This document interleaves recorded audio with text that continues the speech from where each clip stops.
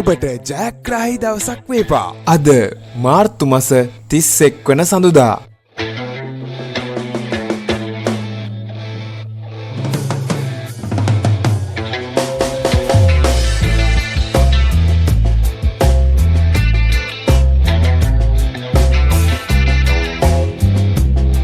ජයග්‍රාහී අංක දිනපතා නැරඹීමට අපව සබ්ස්ක්‍රයිබ් කර තබා ගන්න.